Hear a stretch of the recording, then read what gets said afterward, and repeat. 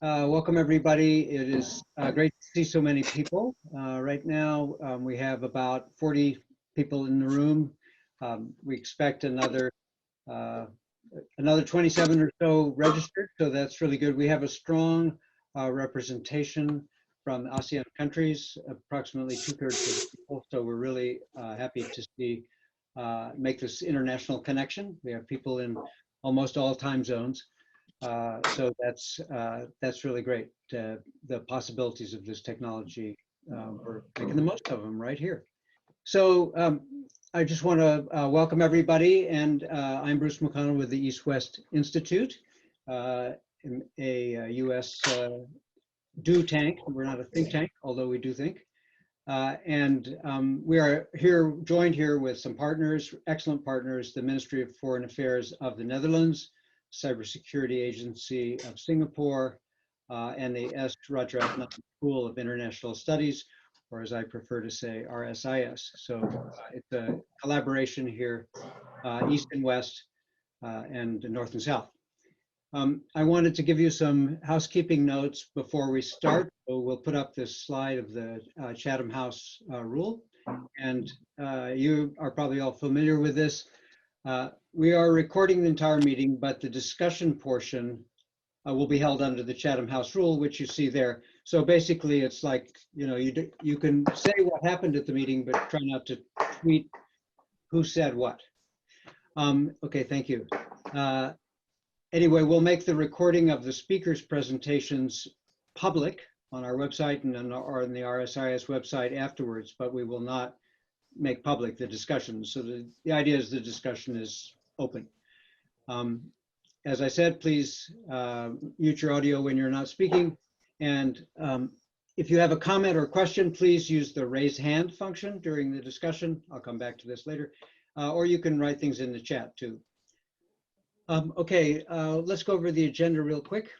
So after I get done here, we'll go into some presentations, 5 to 7 minute presentations from our international and local speakers, starting off with David Koh, the Chief Executive of the Cybersecurity Agency of Singapore, followed right after that by Carmen Gonsalves, Head International Cyber Policy, Ministry of Foreign Affairs of the Netherlands, Elena Noor, Visiting Fellow, Institute of Strategic and International Studies, Malaysia, and Chris Painter, President, the Global Forum on Cyber Expertise, or GFCE Foundation.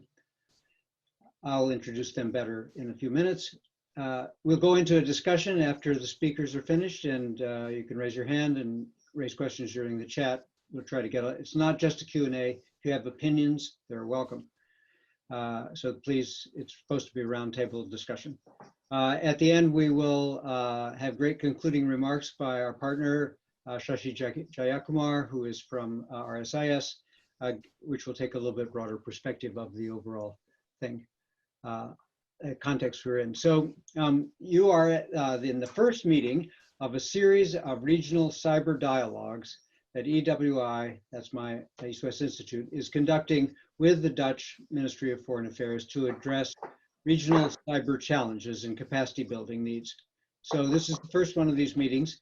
And originally, of course, as you might imagine, it was going to be in person. We can't do that right now. We're in a lot of uncertainty all around the world. And so we're keeping the conversation going with these virtual roundtables, and we hope to be in Singapore in 2021 for a physical version of this meeting at that point. I want to invite, in particular, Carmen Gonsalves to say a few words about this project, which, as I said, is a series of 10 meetings over a 2-year period. Carmen? Thank you very much, Bruce. And on behalf of Timo Koster, our ambassador for cyber and security, who much to his regret cannot join us today, it's a great pleasure to greet all of you. In the coming month, EWI is going to organize, as Bruce has just said, 10 regional meetings around the world, bringing together leading experts and decision makers from governments, private sector, academia, and civil society. And the reason why we're so keen in sponsoring and partnering with EWI is because We believe that the international cyber policy discussions are in need of a much broader discussion and broader engagement than we have at the moment. We are convinced that in order to build a truly global cyber ecosystem that serves all, we must dare to listen to new voices and take on board concrete solutions and concerns from all around the world. And well, let's phrase it this way, and in a frank manner.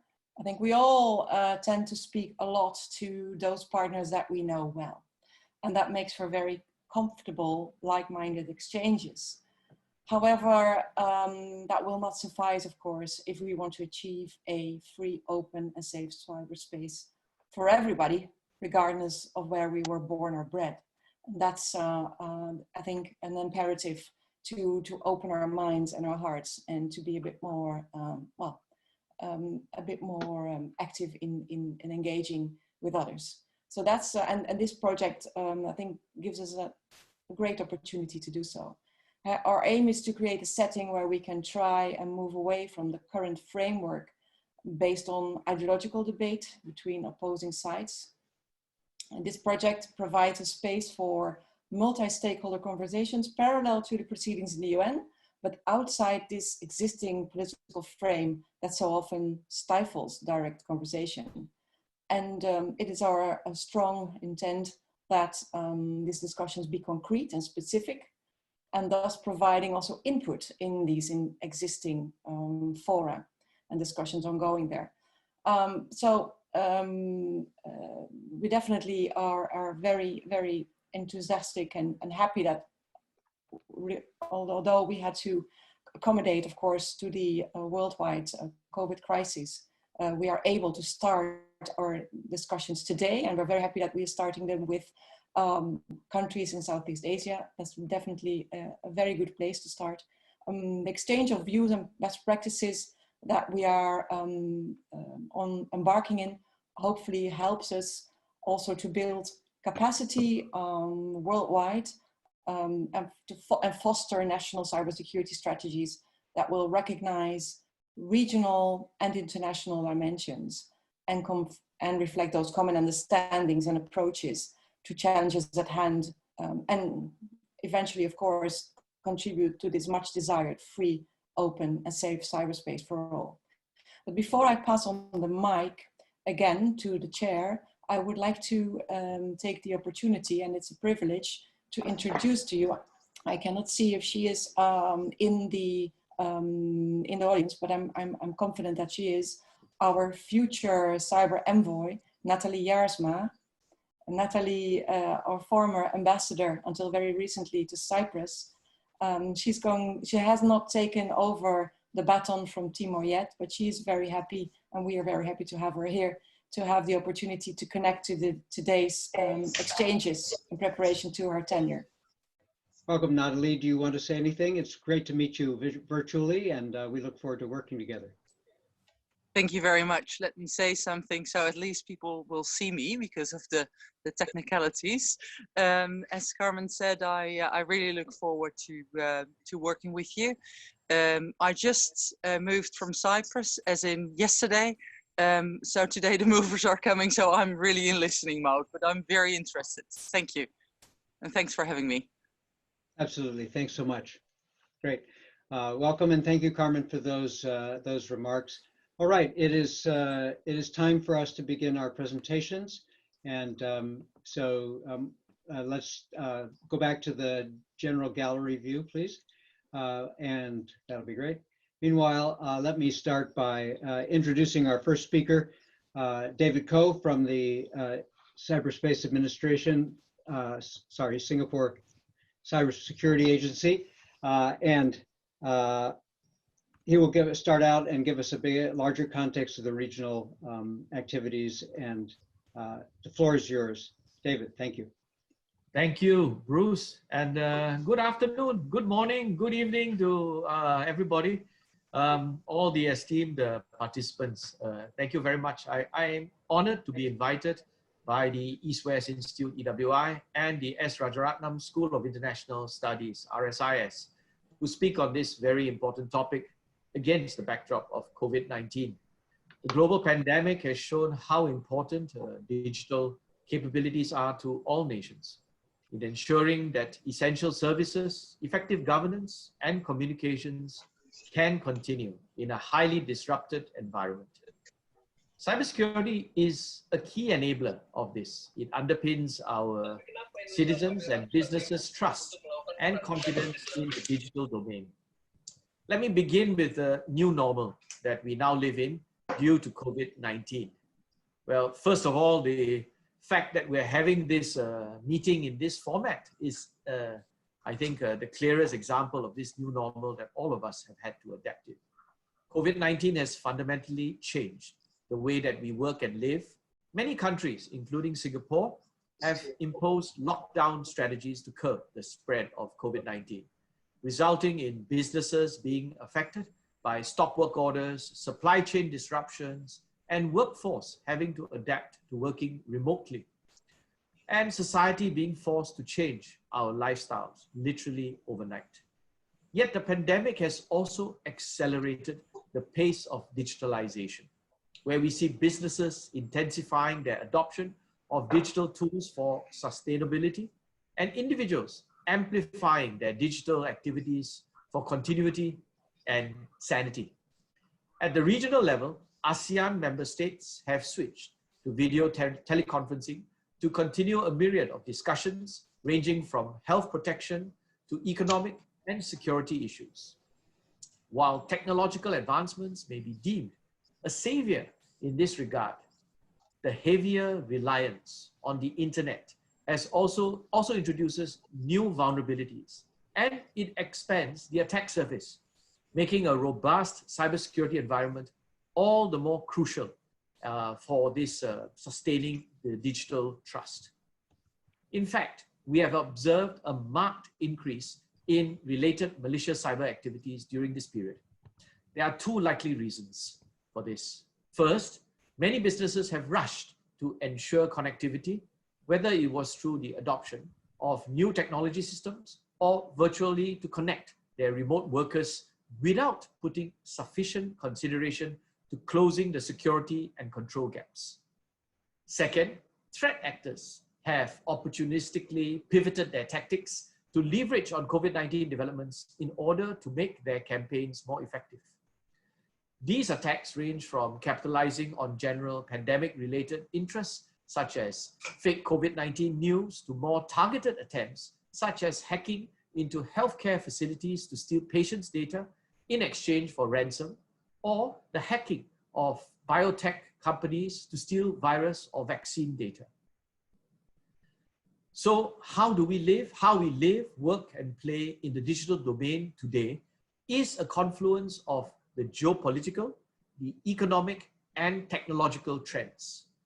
Emerging technologies have disrupted traditional businesses, job, and lifestyle models, but they can also provide some solutions to better secure the cyberspace landscape.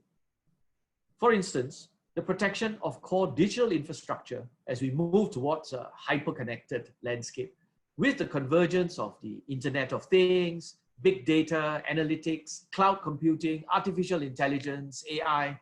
We must recognize that as much as we try to secure our infrastructure, sophisticated threat actors will still find creative ways to breach our systems and networks.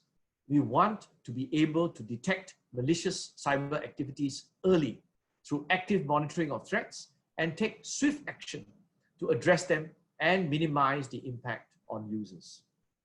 We can leverage on IoT devices to collect data from various sources and collate the information in the cloud for big data analytics.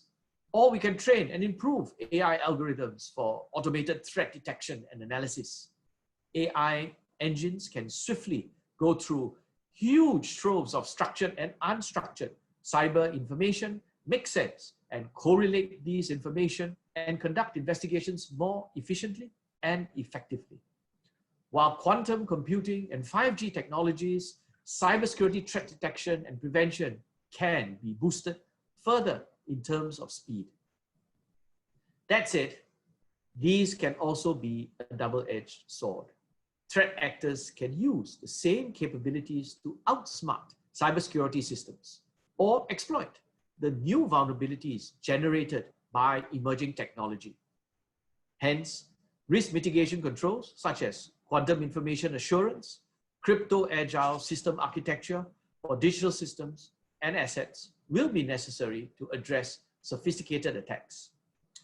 In Singapore, we also intend to implement the cybersecurity labeling scheme to help consumers make informed choices about the security features of IoT devices. Over time, we hope this will incentivize developers to develop products with recognized and improved security features. Additionally, Singapore has developed a voluntary contact tracing app, Trace Together, which uses Bluetooth technology to exchange connections between nearby devices that have the same app, rather than trying to record geolocation or randomize user IDs that are refreshed regularly. To address the issue of privacy and to prevent unauthorized disclosure of information, we have made the source code available to enable other countries to build similar solutions locally, while also enabling interoperability across jurisdictions, because one day we hope that we will be able to travel again. This is our contribution to the global community to cohesively combat cyber adjacencies brought upon by this pandemic. However, technology is only one part of the solution. As cyber threats become increasingly sophisticated with the advent of new technologies, there is a need to sustain a rules-based international order to govern behavior in cyberspace and advance the security and trust that is essential to international cooperation and the effective functioning of the digital economy. At the UN level, both the UN Group of Governmental Experts, the GGE, and the Open-Ended Working Group, the OEWG, continue to have substantive discussions on these issues. Singapore actively participates in both of them. It is important that such discussions continue to be hosted at the United Nations, where all countries, big and small, have a voice. ASEAN has also been making positive steps on this front. Just last year, ASEAN ministers and senior officials meeting agreed at the 4th ASEAN Ministerial Conference on Cybersecurity to set up a working group to develop a roadmap for the implementation of the 11 norms contained in the 2015 UN GGE Consensus Report. At the same time, given the diverse cyber capabilities across countries, there is an urgent need for coordinated cybersecurity capacity building initiatives at both the policy development and the technical levels to ensure that countries are adequately competent to implement the rules and norms designed to advance peace and security in an increasingly sophisticated and hyper-connected cyberspace. There is a degree of self-interest in doing this. Cybersecurity threats do not respect borders, and we are only as strong as the weakest link. The Global Forum for Cybersecurity Expertise, Gfce, has been doing great work on coordinating capacity building at the international level. At the regional level, the ASEAN-Singapore Cybersecurity Center for Excellence, ASCCE, and the ASEAN-Japan Cyber Capacity Building Center, AJCCBC, are also actively delivering capacity building initiatives in our region. I'm happy to note that my fellow speakers will be covering these topics in greater detail during their presentations. Such discourse will help us to better understand and navigate the challenges in the digital future.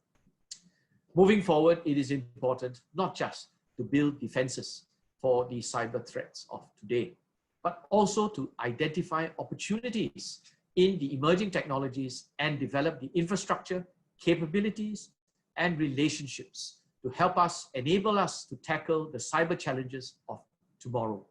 On this note, thank you very much. Thank you, David. That was really a great call to partnership and the importance of having multiple voices in the conversation, since we're all so dependent on this infrastructure and it operating securely and safely. So thank you very much for that. It's my pleasure now to reintroduce Carmen Gonsalves, who will talk to us about, David mentioned norms and the UN process, and I think Carmen's going to talk about that a little bit more. Carmen? Thank you very much, Bruce. And David, thank you very much for kicking off our today's discussions in such a formidable way, highlighting both the challenges, but also the possibilities that new technologies provide us, and what we have to well, work with well together. Also highlighting the importance of strengthening our normative framework worldwide. And I also thank you for your leading role in that field. Because indeed 4 years of engaging international cybersecurity have made me more than aware of the increasing challenges of cyber insecurity. And of course, I'm not the only one. Not only within governments, but also among other stakeholders like private sector, NGOs, the public, academia and technical community. There's a sense of urgency, growing sense of urgency to address these threats and work towards a rules-based cybersecurity environment. The Netherlands has been an active player in cyber diplomacy. We're strongly committed to the UN processes at hand, the UN GGE and the open-ended working group debates for that matter. We have put strong emphasis on capacity building, both technical, but also, for example, in the field of international law. And we're a founding member, for that matter, of the Global Forum for Cyber Expertise that Chris is representing here today. And we've been a strong advocate for accountability and an attribution of irresponsible behavior in cyberspace, which has inter alia resulted in putting in place in the European Union a cyber sanctions regime. We've also launched a network, by the way, of cyber diplomats throughout our embassy network to deepen our diplomatic engagement on this issue globally. The threats in cyberspace are, as David already very eloquently said, evolving at a quick pace. The latest Dutch annual cyber threat assessment noted that the increasing digital dependencies result in potential vast disruptions of society if cyber attacks occur. Actions in cyberspace force us to think deeply about our core values as nations and humans. And in the Netherlands, for example, that also translates in public debate about these issues. For example, the development of a track and trace app to help us cope with COVID-19 and its response to it has led to a lively debate in which the rights to privacy are pitted against collective rights like safety, health, etc. Such discussions are sometimes complex, but they are definitely also necessary. I hope that those discussions are also translated to the international norms debate. More and more stakeholders are acknowledging that mitigating these threats that we're facing is not only a matter of technical solutions, but also a policy and normative challenge. With regards to the last part, the Netherlands has been engaging, as said, in a number of multilateral and multi-stakeholder discussions to find international solutions for these global challenges. Fortunately, a lot of work on norms and the international legal order has already been done. For example, in the previous groups of governmental experts at UN level. And important steps were taken there, such as acknowledging the applicability of international law in cyberspace, as well as the urgency of building cybersecurity capacity around the globe. Last year in the UN in New York, an important new step was taken by, by the way, this was already nearly 2 years ago, by launching both a new expert discussion, a GGE and an open-ended working group. In our view, the new expert level group, the GGE, provides UN with a new opportunity to further develop and deepen the normative framework, whereas the open-ended working group could focus on effective implementation and consolidation of existing UN agreements. For example, explaining further what these UN agreements mean for states on a national level, what are best practices for implementation, and where do we need to build more capacity, and how can we help each other building that capacity. In both the GGE as well as the open-ended working group, the Netherlands has promoted a number of normative ideas based on the belief that we can build a norms-based cyberspace as well as be adaptive to evolving threats and challenges. And we're not alone in this. To support this endeavor, we've drawn from valuable recommendations made during multi-stakeholder consultations in the UN in 2019 in December, for example, but also on the important work done by other multi-stakeholder fora. First and foremost, the Global Commission on Stability of Cyberspace, and several members of that commission are with us today. The Commission issued a, I think, commendable report last year that is a must read for everybody who is engaged and encouraged to work towards a stable, open, free, and secure cyberspace. But also, of course, the Paris call for trust and security in cyberspace comes to mind. In the open-ended working group, we have proposed, we have come up with a proposal to protect infrastructure essential to the general availability or integrity of the public core of the internet. And that is part and parcel to our mind, in our thinking, to the existing norms that are already there in the UN space about protecting and not attacking critical infrastructure. And why have we proposed this, the protection? Why have we come up with a proposal to protect the public core of the internet? First of all, because we consider the threat to the core of the internet as very real. Over the years, the threat against the availability of the internet has proven real and credible. Examples like the notorious Mirai botnet attack in 2016 abound, of course. In our vision, the internet as we know it has been a great contributor to economic and societal development, and we need to protect its unique character. And the public core of the internet is essential to protect this and to enhance this network of networks.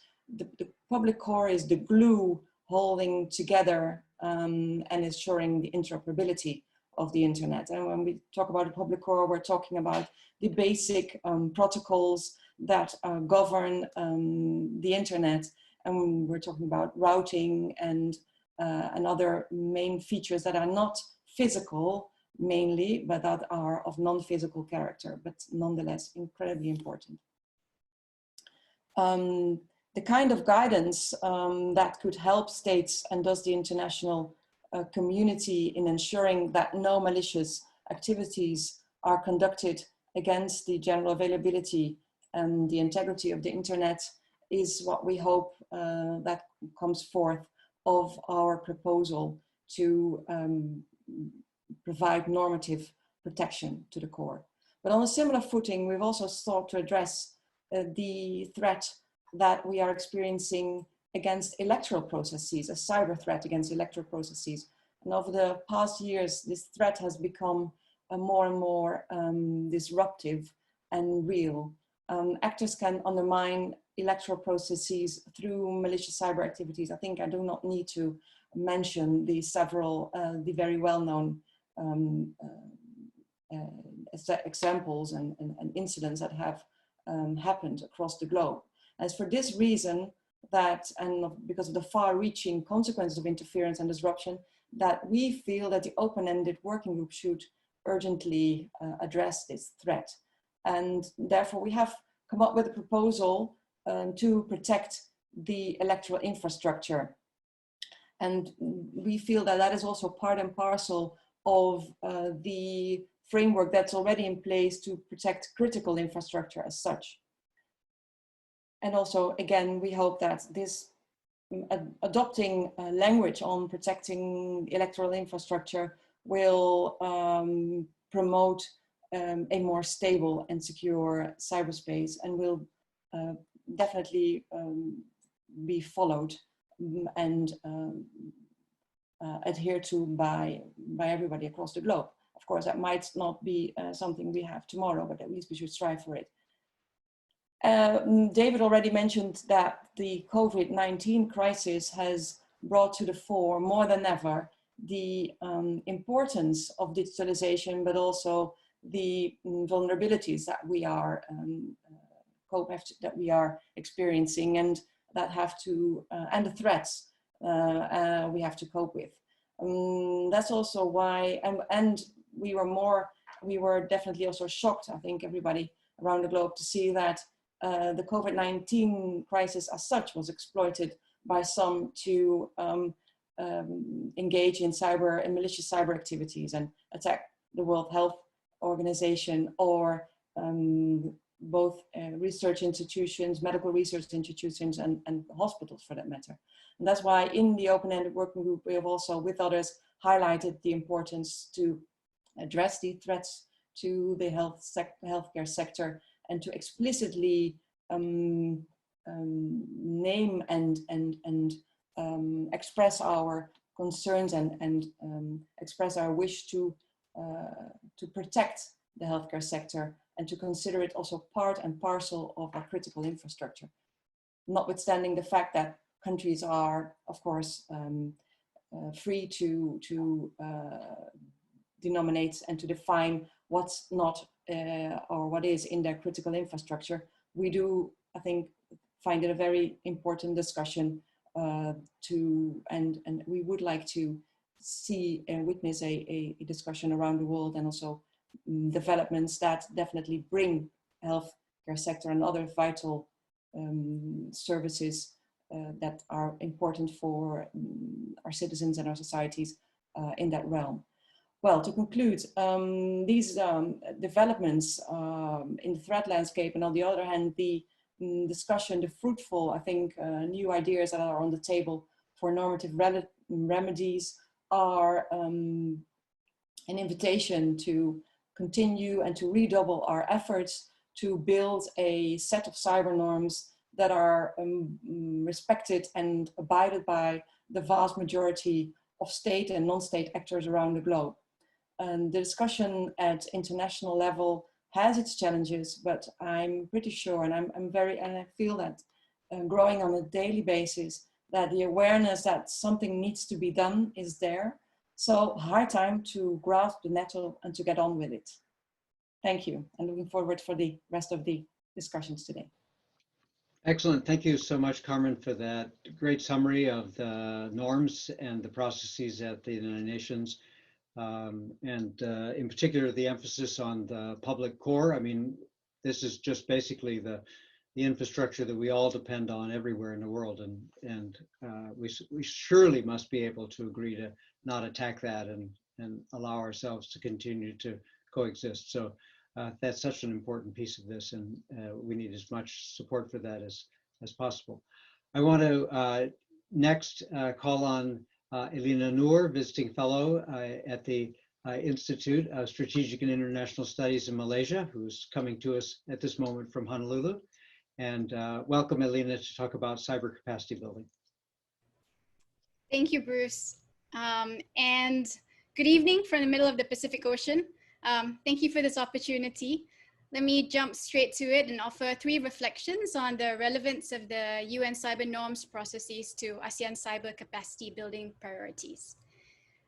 First, the UN cyber norms processes and the open-ended working group, the OEWG in particular, have been extremely valuable in raising awareness, broadening perspectives, and bringing representational diversity, not only by way of participation, but also through the range of issues highlighted.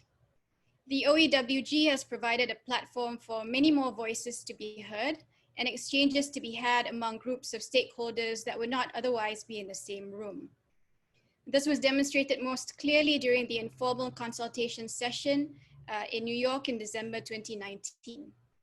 Although the widely differing narratives from cybercrime to rights and freedoms sometimes seem to muddy the threat landscape, the tabling of these varied interests nevertheless provided useful insight into cross-sectoral perspectives that may put ASEAN member states on notice for the near future. For ASEAN countries that have not yet had the opportunity to field experts in the UNGGE, the OEWG has offered a chance for these states to register their interest and positions on important but still nascent issues such as international law and capacity building. And this can be seen through the country comments on the initial pre-draft of the OEWG report, done individually or through groupings such as the non-aligned movement, of which I believe all ASEAN countries are members of. Further, the alignment of agendas as well as cooperation and overlap between the OEWG and the GGE has facilitated a smoother flow and perhaps even harmonization of ideas between both processes. Second, there is a but. For ASEAN member states to take full advantage of these UN processes, they must know what they want. If capacity building is to be demand-driven, as it should rightly be, then a determination must be made first and foremost as to what ASEAN's own cyber capacity building priorities are. This in turn hinges on the question of what is ASEAN's agenda in cyberspace. Despite the variances in capacity and capabilities within the region, we know from numerous official statements that ASEAN aspires to be a connected, innovative, inclusive, integrated, and resilient community with a capital C. One that can leverage on the economic promises of the digital world for at least 360 million of its internet users. These are broad ideals, but as I see it, ASEAN's top priorities can be boiled down to 4 C's.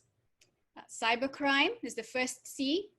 Content is the second C, including influence campaigns by state and non-state actors. Critical information infrastructure being the third C, which together with connectivity, the fourth C, will increasingly become more of a concern due to government commitment to the fourth industrial revolution in many Southeast Asian countries, as well as transboundary mega infrastructure projects. These projects involve not just the private sector, but also ASEAN dialogue partners that may not always see eye to eye. Many ASEAN statements express hope and excitement outlining connectivity projects throughout the region, but I wonder where the discussions on the security underpinnings of these initiatives are. How will the 5G choices of private telcos in different ASEAN countries impact cooperation with various ASEAN partners, for example? What kinds of norms and rules will govern these collaborations in practice?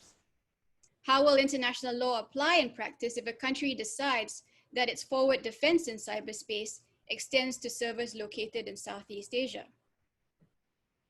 And this brings me to my third and final point, the importance of diversity and capacity building in the process of cyber norms development.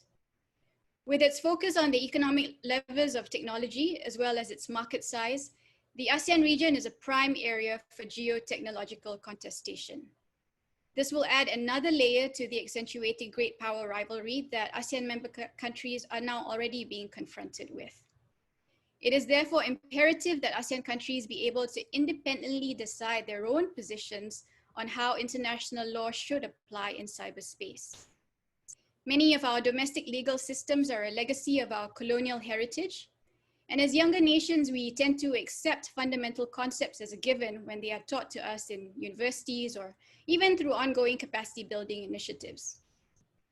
But if, for example, even the US and the UK with the same Anglo-American legal tradition can take different positions on the issue of whether sovereignty is a rule or a principle, then ASEAN member states must take a critical view on how a concept like that should be unpacked within our own historical and legal context, but with a view to a dynamic future.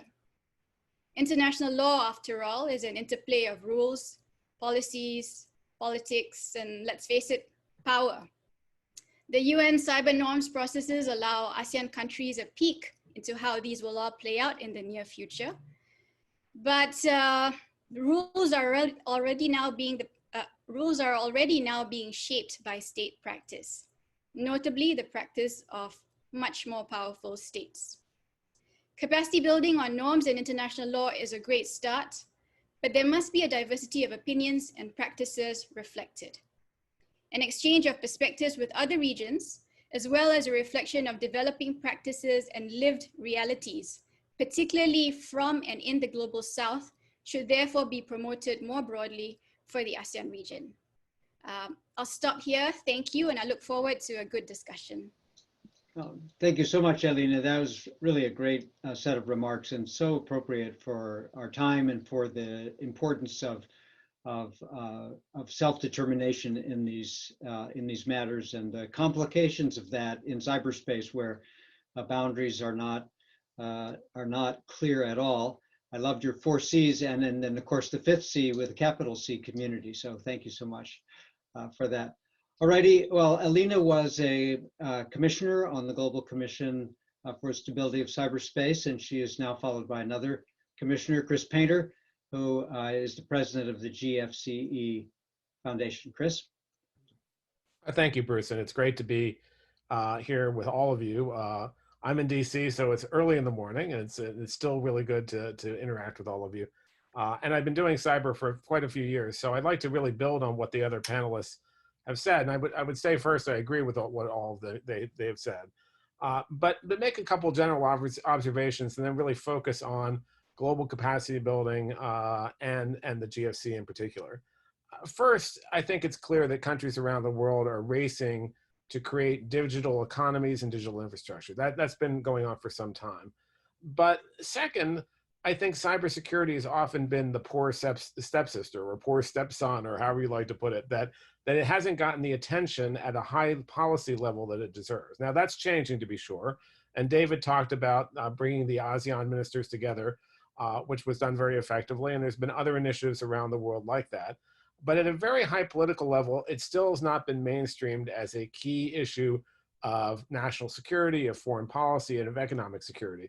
I think people grasp the economic digital transformation issues to some extent, but they still are struggling with the cybersecurity issues. And it's important to reach those decision makers, both in government and in industry, and frankly, in NGOs and civil society as well. The next observation I would make is that to some extent, COVID has changed that. You know, COVID is, as David and others have mentioned, is largely a bad thing, but it's had some interesting things that we've learned from it. One is, I think, countries around the world, including countries who didn't think they were that dependent on these technologies, now understand they are really dependent on these technologies. And when these technologies are attacked or vulnerable, that means that it's essentially communication and business can't go forward. So that puts a heightened, I think a much heightened priority on these systems and on protecting these systems. So that reverses my first comment, that I think countries are now saying we need to have better cybersecurity. We need to think about both the institutional protections, the partnerships we have with industry and other stakeholders, and the policies we have. The other observation I'd say is countries around the world, and particularly countries in the ASEAN region, are no exception, have different levels of maturity on this. Some are very mature. Singapore has had its cyber strategy. It's been a leader in this for a few years now. Other countries are right at the beginning stage of this, and that's natural. But we need to bring every country up to at least a minimum standard where they have the right protections in place, the right institutions in place.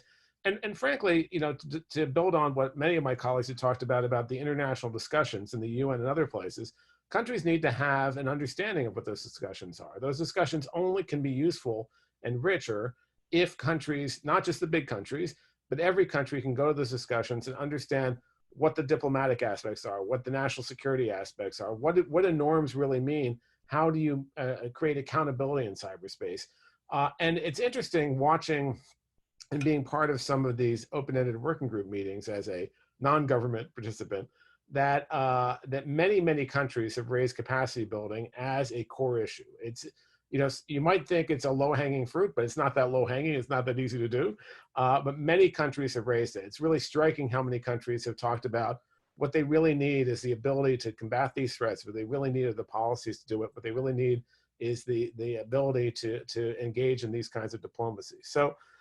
So then, turning to, how I look at capacity building, as I mentioned, there's both policies and institutional and technical aspects to this. On the policy level, having a national strategy in place is a key foundational element. I think capacity building overall is foundational to all the other things that all the other speakers talked about here. But having a national strategy is that organizing document, that national statement that this is a priority for that country, how the country organizes. And critically, I think these national strategies are not just government documents. They should be built with other stakeholders, including the private sector, as we go through and do that. And many countries have done that. As I mentioned, several countries in the region are either have or are working on those, and there's more to be done there.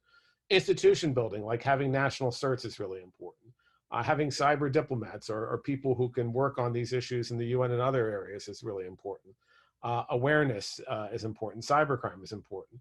And that leads me to my discussion, and I'll be relatively brief so we can have some comments from the audience, of the Global Forum on Cyber Expertise that several of the folks on this call have mentioned. And that was created, another Dutch initiative. It seems like the Dutch have many, many initiatives. They're all good. And created in 2011. It is now over 130 members and partners, including many, many countries from all over the world, including from this region. Singapore is a member. Partners, including civil society, academia, industry. We have a number of industry players, large and small industry players, Palo Alto Networks, Microsoft, Symantec, among others. You know, just a range of different players. So we have that full range of everything from countries and governments to civil society, NGOs, and academia, and businesses. And its core mission is to help coordinate on a global level cybersecurity capacity building, recognizing that the resources we have for this, unfortunately, are not as great as they should be. So we need to do a real effort to coordinate this globally, bring the various stakeholders together from governments and these other stakeholder communities, both the people who need help, the countries who need help, and the people who can provide that help, and put those people together. And some of the major initiatives of the GFC include creating a portal that has a number of best practices from around the world on a number of these different issues, starting a research agenda, a global research agenda that's looking at where there are gaps and how we can fill them. And then most importantly, this, what I call matchmaker function, putting together countries who need help with those that could provide the help. We've done meetings around the world. There's been some regional meetings. We had a meeting in Singapore a couple of years ago. There was one in Africa this last year. We organize around 5 key elements. One is strategy and policy, which includes national strategies, but also includes norms and CBMs and diplomacy, which was talked about by Elena and others. We have one on incident response. We have a working group on cybercrime. We have a working group on awareness and education and training. And we have one on standards. And we have volunteers who work in each of those groups. And I say to the people who are listening on this call, we welcome other people to be involved, other governments to be involved, other institutions to be involved. It's a growing enterprise. It's grown significantly over the last 5 years. And I think it's done a lot of good work in helping countries. And we really need to build on that to really answer this need, this global need, but also a regional need. And we want to work with all of you to do that. The last thing I guess I'd say is that, you know, as we look at this issue going forward, all of these are going to be critical issues. How do we implement the norms is going to be critical. How do we, you know, how do we make sure countries have the capability? And I think David mentioned this is not, in part, this is self-interest. If every country has the capability to deal with these issues, we can help each other and work together. We can collectively respond to the threats that we see in cyberspace.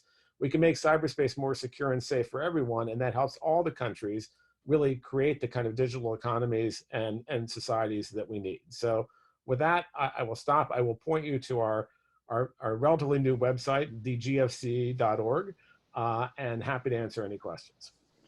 Thank you so much, Chris, and please do check it out.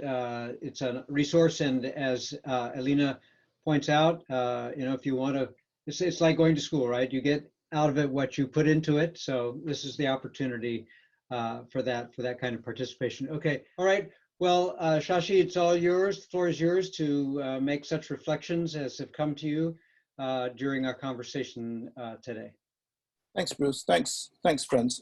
It's really enriching and very textured discussions, and sort of difficult because my job is to be a reporter, a summarizer, and to overlay, I think, some perspectives from RSI Singapore.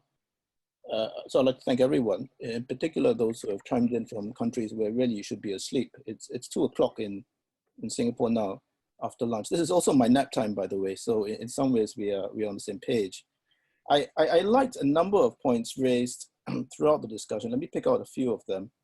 One is how cybersecurity has become just that little bit much more difficult. It wasn't really phrased in this way by speakers, but a number of speakers, including David Cole, have pointed to the increase in opportunistic attacks, espionage, IP theft in the wake of COVID. And you set this self in contradistinction with various norm-setting efforts which are going on around the world.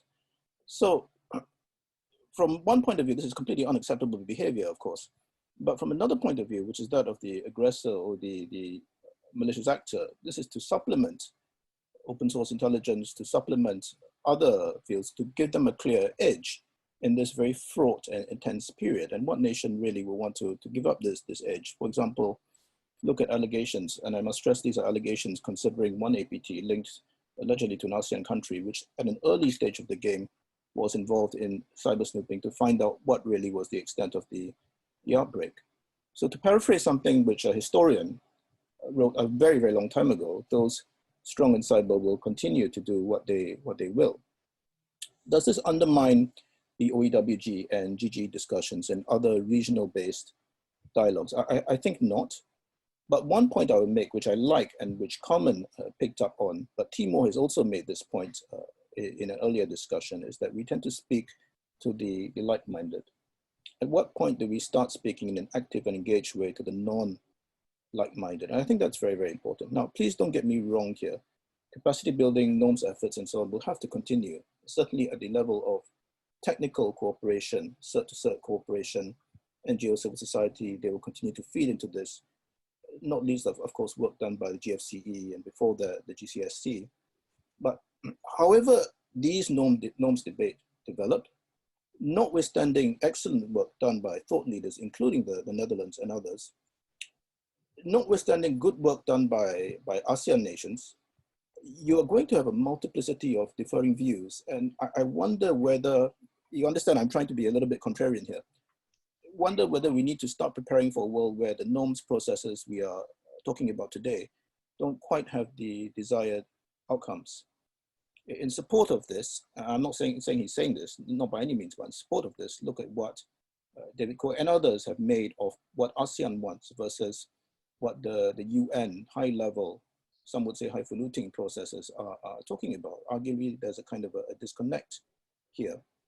So, and I think no further than to point you to various laws, initiatives, which have been rolled out by ASEAN nations. Singapore has obviously a cyber master plan, a cyber bill, but look at the Vietnam cybersecurity law, look at the Thai cybersecurity law, look at their emphasis, some would argue quite broad brush on anti-state activity, which have been criticized by some nations and some observers.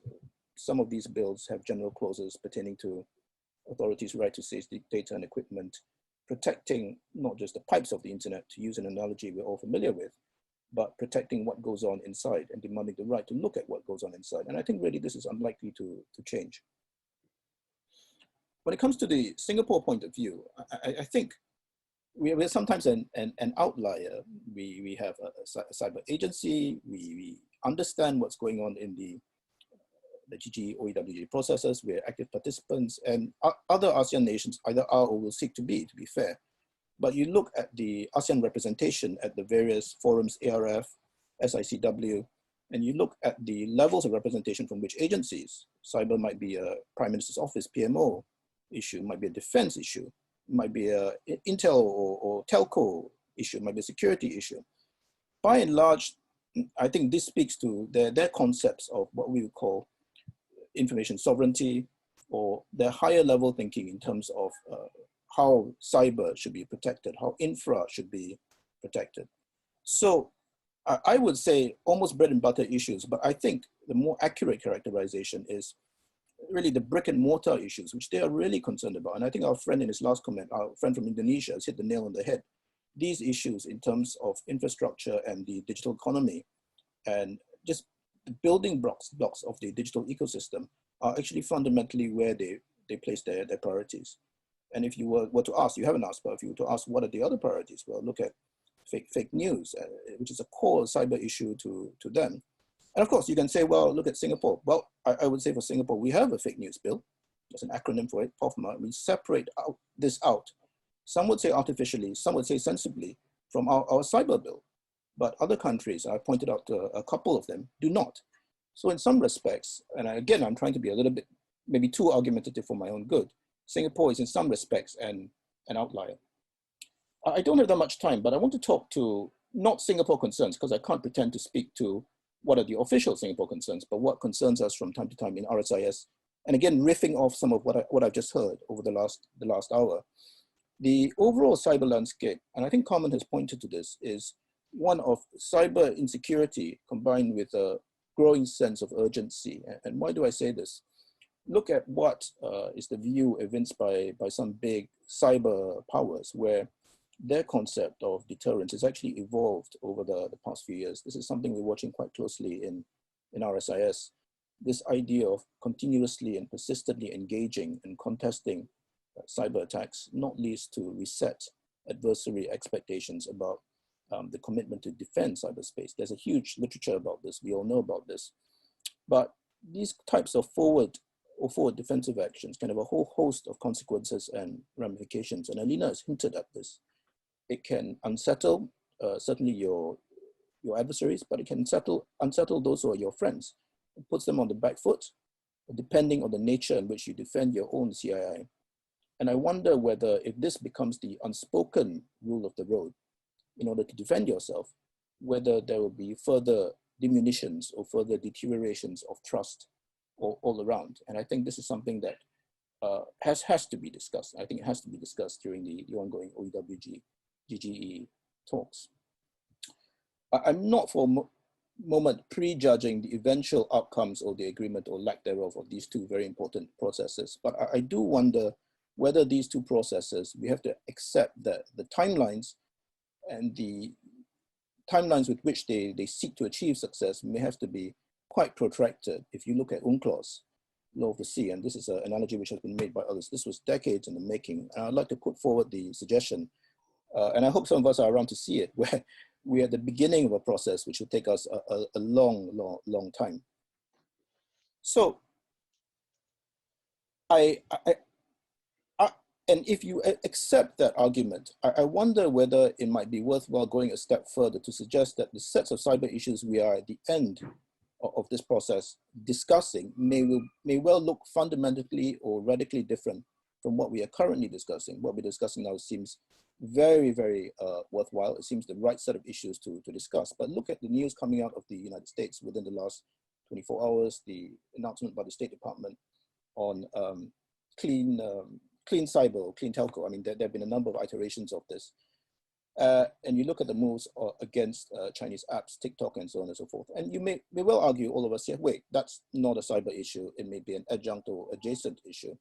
I would argue, and I'm mentioning this because TikTok user data is partly located in Singapore, that if this sets of issues enlarges where it reaches the point where the United States mainstreams this idea of clean cyber, in my view, this will be unfortunate, not least because it has unfortunate connotations, but it may well stretch out and have ramifications to all those who are asked fundamentally, and this is beginning to happen, to take sides. We do, by the way, in Singapore, tell people we are not of China, not part of China. Some people, for the most part, do get that, for the most part. So just to wrap up, it's usually the Singapore point of view to wrap up and give a sort of a call to action, yeah? And I think it would be fitting if RSIs try to do this, given that I've been maybe a bit depressing in my previous few minutes. This is not a government or a sense or RSI's perspective. Norms must continue, please do not mistake me. Singapore has a ringside and informed perspective on this, but I wonder whether we should batten down the hatches because there are other denominators less talked about. I know they concern various agencies here. And what are these other denominators which could be expanded and profitably talked about? Well, how about something we've not really talked about, which is cyber resilience, which is not cyber resilience of systems. There's a technical discussion on that, but of people too. And CSA surveys show that this is a concern in Singapore too. And this is a denominator which we in ASEAN could perhaps take the lead on and indeed expand. do not also forsake other discussion forums like the ARF Intersessional on Cyber, CSCAP, other platforms where we can profitably talk about these issues, and which are indeed critical forums for engaging external partners. All these can and will and must continue.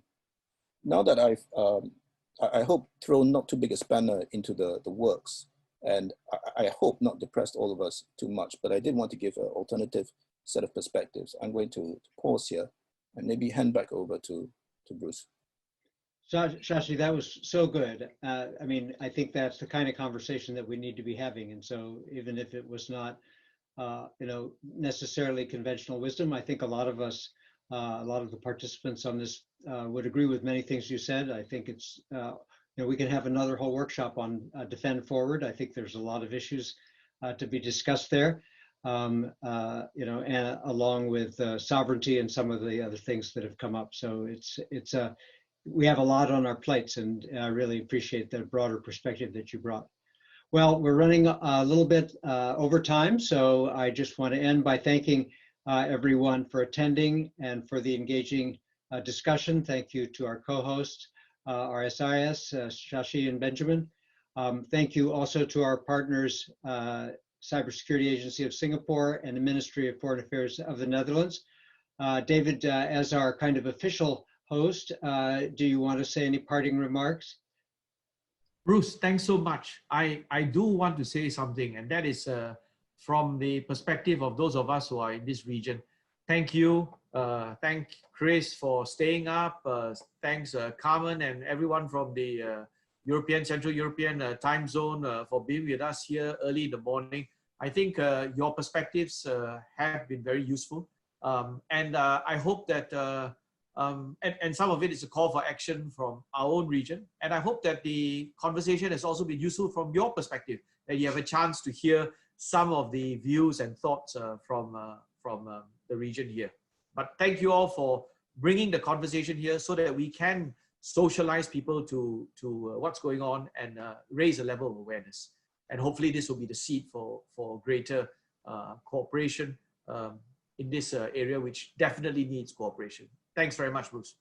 Thank you, David. And we hope to see you next year in person for the in-person version of this meeting.